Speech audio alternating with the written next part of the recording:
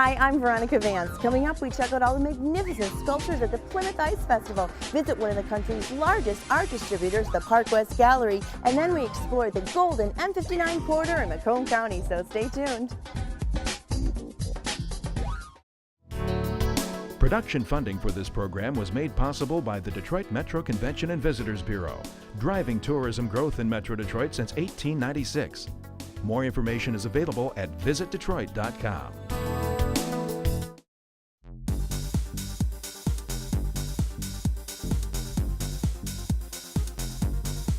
So what do you do in the middle of winter when it's really, really cold outside? Well, if you're downtown Plymouth, you throw an ice festival where artisans turn this into that.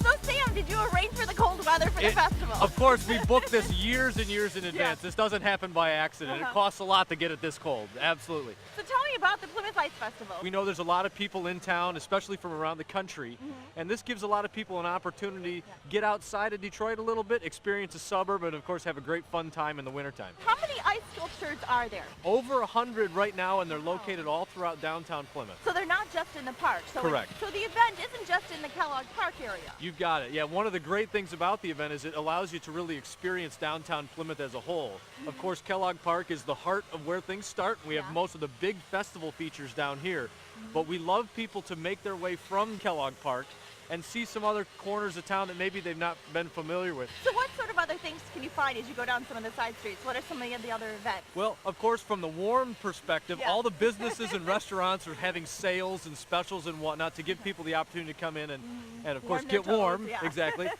We have live music on the city streets. We have live carving. If you've never seen a ice sculpture become birthed up close, you can literally walk right up to a carver and see one of these things take place. We have a petting farm for the kids. Kids love farm animals. It's a great little feature. We have some live reindeer that you can get your picture taken with. Neat. Really a lot of neat stuff on the streets, The t-shirt cannon is a perennial favorite here at the Ice Festival. There are commemorative t-shirts that we print every year. And the t-shirts are always a big hit. So what we usually do is we call out to the crowd. T-shirts! T-shirts!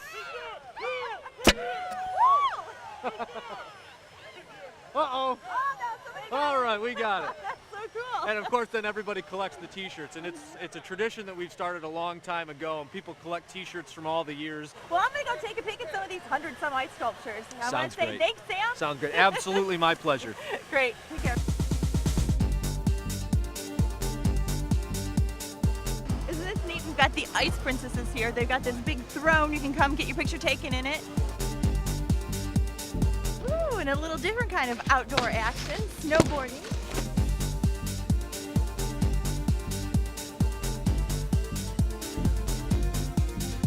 So Richard, this ice festival is actually a competition.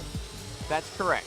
It has been for many years an ice competition, and it's been a student learning platform for ice carvers to practice their skill and their art to get better and better, and actually have developed businesses here in the community and throughout all over the state of Michigan because of this ice festival. Oh, wow. So what is it? How many places are there? First through fifth place. Okay. And there's, this time, there's 38 individual carvers, and that's what they're carving on a single block. We call the single competition. Gotcha. And after this one, tomorrow will be the team competition, and they get 3 blocks of ice, and they have a teammate, and they learn how to work together, and they'll see bigger and larger sculptures. You're judging. Are there a panel of judges then? Yes, there are. Each school supplies a judge from their school who's been involved in setting up and establishing the judging criteria that we're using. Well, I want to thank you so much, Richard. I'm going to take a look around and see. Maybe we can talk to some of them. Thank you. Thank you. It's a Triceratops skeleton, so I brought a little figurine that I was carving off of.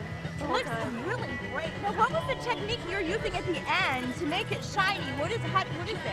The blowtorch? Oh, it's just a blowtorch. That's what Yeah, it is? so we blowtorch it with a hot flame. Yeah. And then after that, we can get the dust off with brushes because there's some things that you want to keep. So how long does it take to make something like this?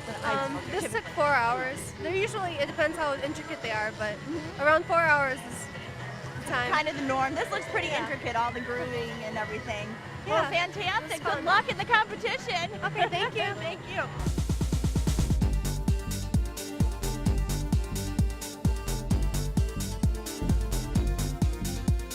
So the ice sculptures aren't just in the park, they're all on the side streets too. They line it, you can stop and admire all the great artwork. So how appropriate, financial services, they've got a big piggy bank with money actually in the ice. So here's the petting farm, great for kids. Neat little animals keeping warm in the hay. Hi, I'm Lynn, and this is Harvey with me. We're from Pittsfield Township. And what we love about the festival is all the people, the beautiful ice sculptures, the weather's holding up, and we're having a fun time. Well, the carvers and the businesses are super creative. Look at behind me, we've got an actual bar made out of ice. And if you want to warm up, all the businesses are part of the festival. You can go in and maybe get a great deal too. The North Pole is that way.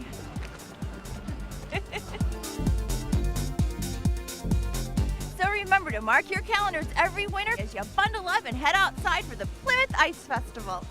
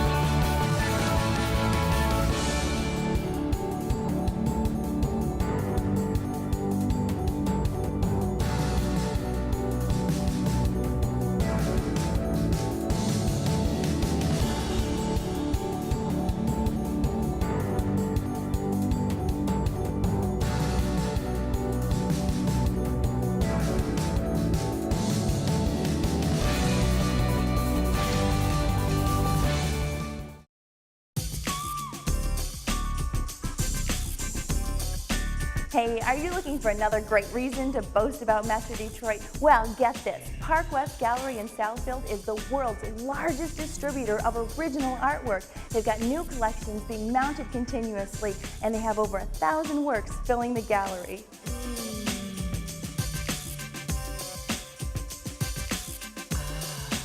These works here belong to Andrew Bone, and he used to be a safari guide, and his theory is if you haven't been chased by it, you shouldn't paint it. And no, these are not photographs here, these are the unbelievable works of Scott Jacobs.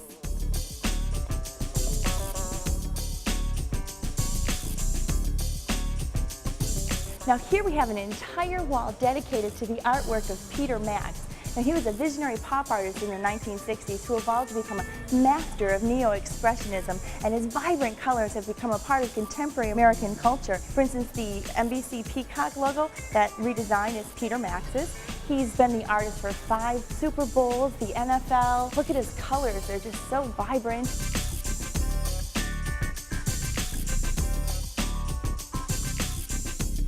This place is huge and there's so much art here. And to tell me all about it, I'm going to go meet up with Morris Shapiro for my own private tour. Park West is kind of an interesting business. I think it's unique in the art world in the sense that we have a sort of a different philosophy in bringing art to people. And it was founded by a man named Albert Scaglione, and Albert still runs the company as the CEO. And he began to put art collections together and take them around to different locations and auction them. We were asked by a cruise line to begin to do auctions on cruise ships. And now we operate on 8 different cruise lines. Really? On over 80 ships. And one of the things that we try and do also is to bring people a broad range and a wide variety of works of art. So we have things that span the whole range of time, and we have things which are, you know, under $100 to things that are around $1 million. So we give people that choice to really see everything, make the right decision for them, give them proper information, and that's really what's most important. So why don't we go on a tour? I would love Okay. to.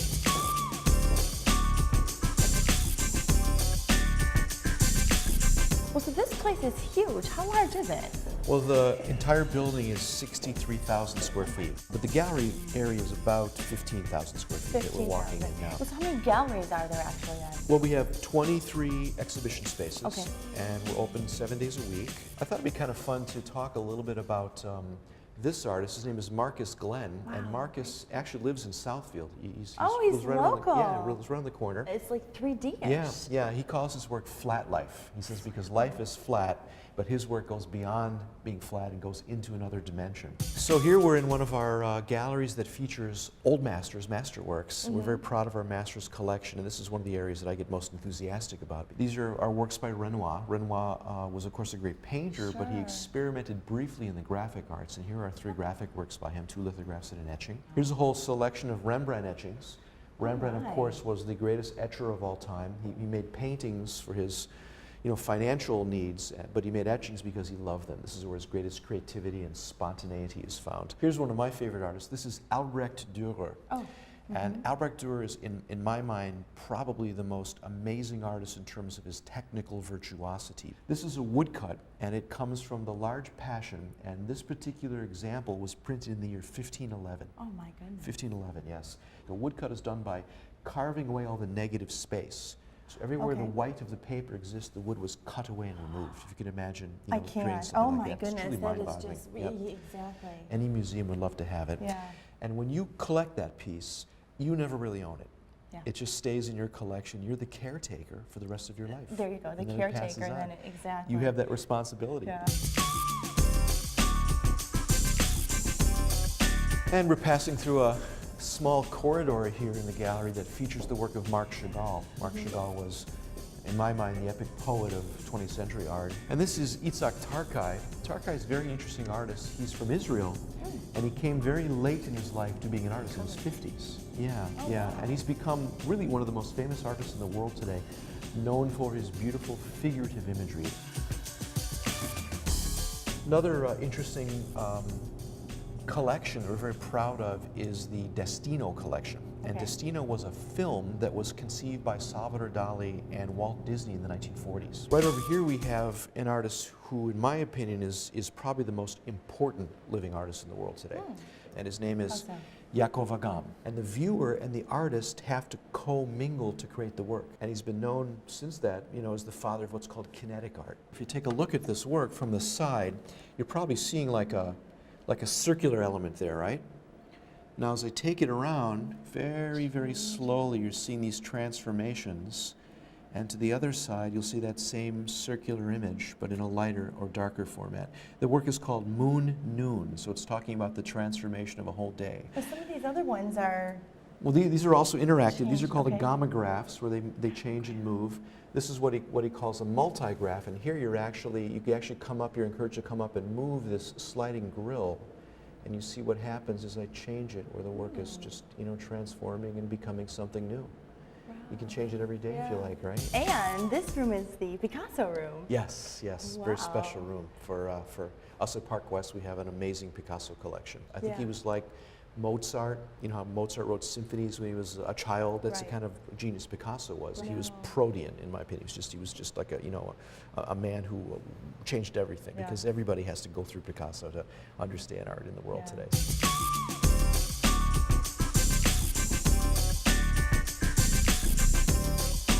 Well, Morris, thank you so much for showing me around. Oh, thank you, Veronica. Thanks so much for coming down and having your viewers enjoy Park West. Yes, and it was wonderful, and as you've seen, they have everything here from the old world masters right on up to today's contemporary artists, some even from Detroit, all right here in South Philly at the Park West Gallery.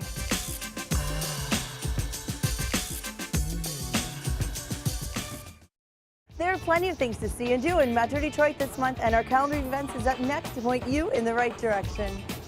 Enjoy the holiday classic A Christmas Carol at Meadowbrook, and the Wayne County Light Fest lights up Hines Drive. Downtown Rochester shines with their big bright light show, and the Winter Wonderland will warm your holiday spirit. Step into a Christmas card from the past at Greenfield Village. Then celebrate Noel night at over 70 Midtown venues. Wicked tells the untold story of the Witches of Oz, and Cirque Dreams Holidays brings a fantasy wonderland to the Fox. Go home for the holidays at the DSO, then stroll the sparkling holiday walk at Meadowbrook Hall. Squeeze in your last 5K of the year at the Family Fun Run, then head downtown for a family celebration before the official D-Drop. Mount Clemens celebrates the new year with a bang. Then the world-famous Harlem Globetrotters entertain at the Palace. To learn of any changes, log on to visitdetroit.com or call 1-800-DETROIT.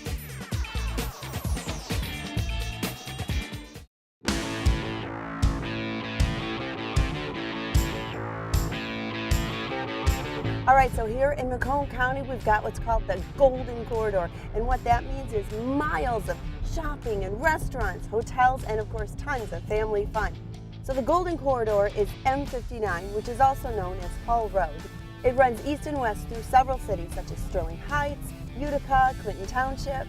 And no matter what you're looking for or what you want to do, you'll find it here along M59.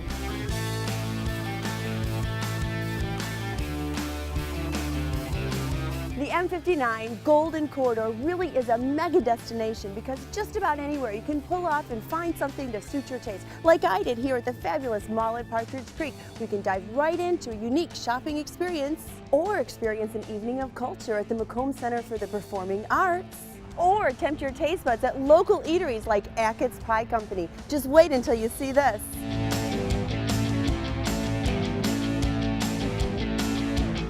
Well, Kate, I'm going to tell you, the first thing I noticed is all the varieties of pies you have in here. But you have a signature pie that you're especially proud of, right? Tell me about it. It's the Michigan Four-Berry. It's made with Michigan tart cherries. The queen of blackberries, that's the Marionberry. Okay. Blueberry and raspberry. Oh my goodness, it sounds good. I love crumble topping too. It is made with brown sugar, butter, and rolled oats. Now you guys make everything from scratch and you use all local ingredients, We correct? do. The pies are made just like Mom and Grandma used to make. Yeah, and you can come and you don't have to actually slave over it. And, Right. And you also incorporate what, a lot of Morley products too, correct? We do. We have some homemade caramel that we use, which is delicious. That goes on our caramel nut apple pie.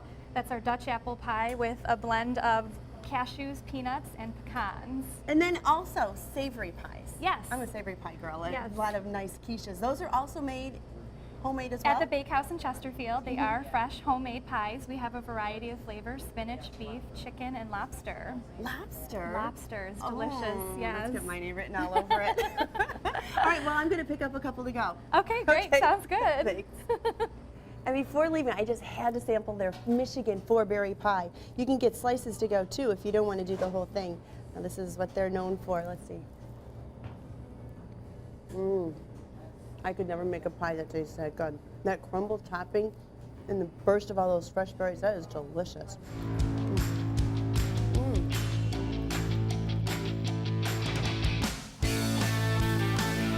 So the M59 corridor is really a happening place, and to show you just how busy, there's about 88,000 motorists that travel the corridor every day. They're doing shopping, they're eating at restaurants, or they're popping into quaint little Main Street destinations into some of the towns that border the corridor, like downtown Utica. So that means the traffic is always changing and flowing. Plus, M59 is a gateway to other great Macomb destinations, such as Freedom Hill, where some of the region's best concerts are held, as well as amazing summertime festivals. Or they're traveling to one of the metro parks to spend the day hiking, biking, or boating, because the Macomb County outdoor activities are a huge part of the region all year round. Well, I just pulled into downtown Utica, and I'm about to meet with Mark Hackle, the county exec, who's going to fill us in on everything that's happening along the M59 corridor. So let's head on into the Shamrock. I'm fortunate, having lived here pretty much all my life, and seeing the development and seeing what's really happening to that golden corridor, if you will, with M59. I like that being coined as the Golden Corridor. Everywhere from Utica all the way on through, obviously, Chesterfield. There is so much happening right now on Hall Road. We see people coming here, not people that just live in and around the area itself, but we're noticing people coming from outstate and even across the border from Canada, shopping at the various outlets that we have over here. 2 big malls.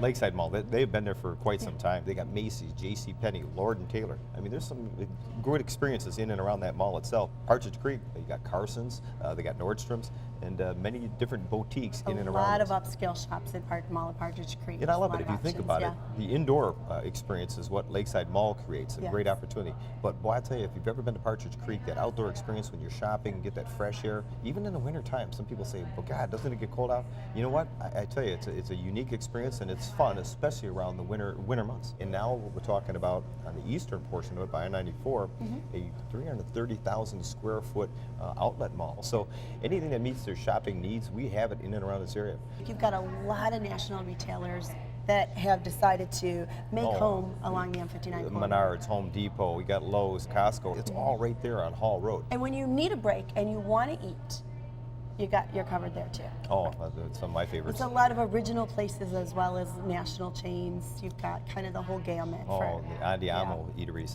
probably one of my favorites in and around the area itself. And then you talk about, what's going on with Penna's, Villa Penna, right off of Hall Road. These are good, fine Italian restaurants, but you got the Brios that are out there as well. You've got the P.F. Chang experience. I love the lettuce wraps. Plus, you've got Mongolian barbecue. You've got the National Coney Island, which is nice for families. Buca di Beppo, wonderful for families, fun Italian restaurant. And then you've got downtown Utica with all these original, unique restaurants to eat at, kind of the cozy Shamrock. feeling. We're at right now. The Shamrock. Even desserts. I mean, you talk about Ackett's Pies. That's homegrown in Macomb County. Boy, and if you haven't been to the Morley Candy Factory, you need to go there and experience what's going on. That place has been around for many years. Yeah. And there's also a lot of movie complexes around too, which is huge. Oh yeah, they've got the There's AMC theaters. You got obviously MJR. I love that experience. And right now, Imagine Theater. I mean, they're coming to Macomb County, which is just a couple miles off of the M59 corridor. So plenty of different experiences for people, especially if they're talking about entertainment. CJ Barrymore's is a mecca for kids and for family fun and entertainment.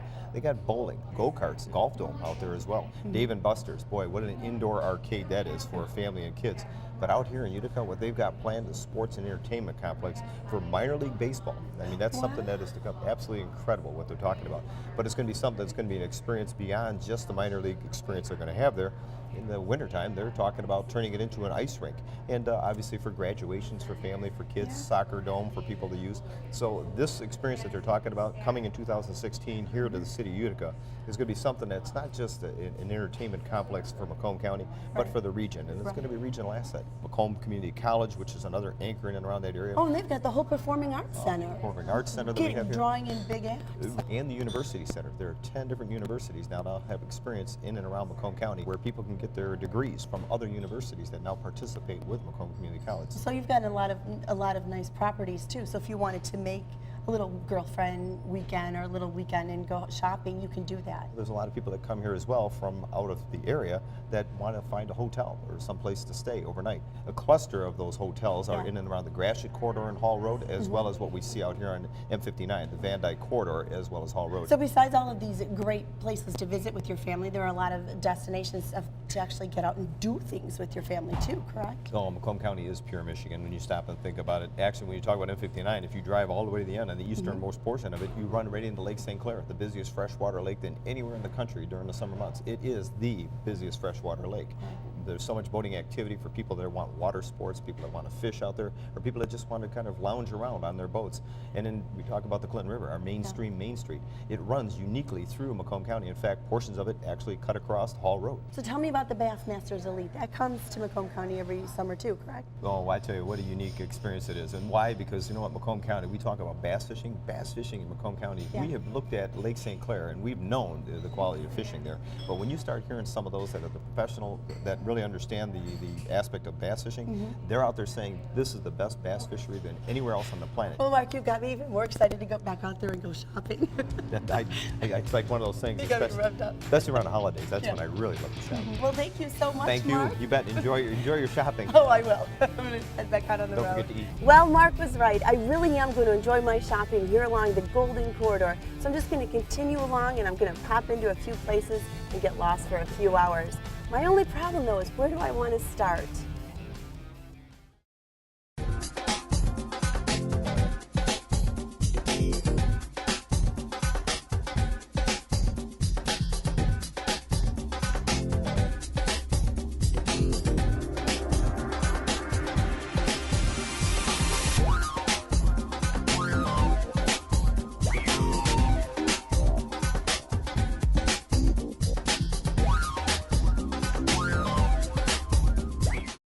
Well, that's our show. Thanks for watching. I'm Veronica Vance. And remember, if you would like more information on any of the places we visited, log on to visitdetroit.com. So until I see you next time, go out and explore on your own and discover the D. To learn about discounts and special offers for featured attractions, plus how to get copies of Visit Detroit magazine, click on visitdetroit.com. Production funding for this program was made possible by the Detroit Metro Convention and Visitors Bureau, driving tourism growth in Metro Detroit since 1896. More information is available at visitdetroit.com.